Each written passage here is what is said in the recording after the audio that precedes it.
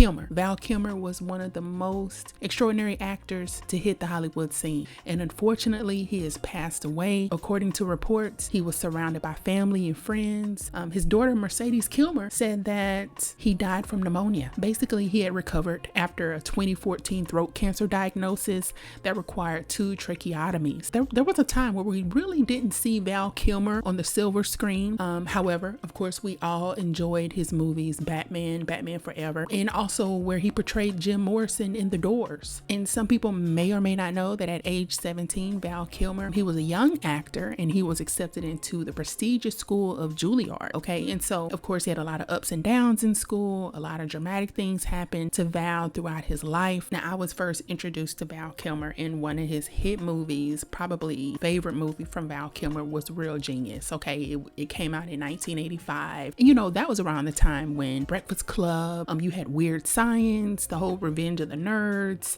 Pee Wee Herman, all of those 80s flicks were out. The whole Rodney Dangerfield flicks were out around that time. And it was just a time to be had. You know, those were the times when movies were actually films and a lot of thought and creativity were put into those movies. If I can go back to the 80s and 90s, I definitely would. But Val Kilmer in Real Genius, he really lit up the screen. In my opinion, a lot of directors and producers and movie houses and things like that really caught hold to Val Kilmer after Real Genius. And so his career just kind of took off from then. And of course, he wasn't very hard to look at either. So that definitely helped. Okay.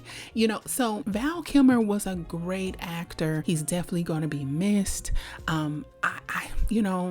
Look, we've been losing a lot of people lately, a lot of people behind Hollywood, the music industry, and of course there's more to come, but it never gets any easier when you have to report on people that you grew up with. You know, we all grew up with, well, at least a lot of us grew up with Val Kilmer and the like. And so, you know, this is just really a horrible, horrible situation. But of course, as we know, if you live, you must die. So you guys, please let me know what you think about Val Kilmer's legacy, his movies.